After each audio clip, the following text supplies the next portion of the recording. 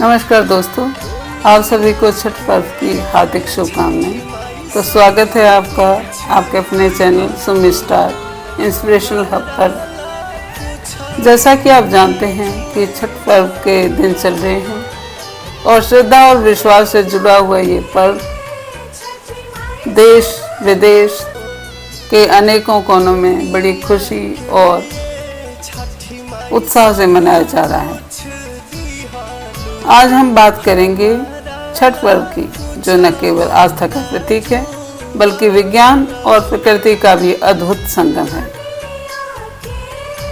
जिस पर्व में कोई मूर्ति नहीं होती, कोई दिखावा नहीं होता, बस सच्ची श्रद्धा, तपस्या और प्रकृति के प्रति आभार होता है।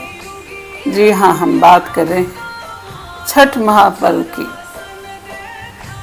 छठ पूजा क्या है और क्यों की जाती है? छठ पूजा भारत का सबसे प्राचीन व्रत माना जाता है। यह कोई साधारण पूजा नहीं बल्कि सूर्य भगवान और छठी मैया की आराधना का अनोखा उत्सव है। सूर्य देव को वेदों में प्राणदाता कहा गया है।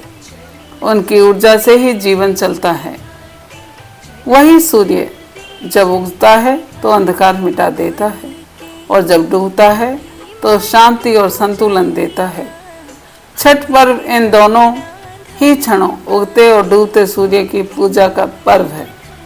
यह हमें सिखाता है कि जीवन में हर उगते और ढलते पल का आदर करें, क्योंकि हर स्थिति में कुछ ना कुछ सीख होती है। अब इस पर्व के पीछे पौराणिक कहानियां भी जुड़ी हुई हैं कि ये कब आरंभ हुआ और सबसे प्रथम इसे किसने किया। कहते हैं कि छठ पूजा का प्रारंभ त्रेता युग में हुआ था, जब भगवान राम वनवास से लौटे और अयोध्या में राज तिलक हुआ। तो माता सीता जी ने कार्तिक शुक्ल षष्ठी के दिन सूर्य भगवान की उपासना की थी।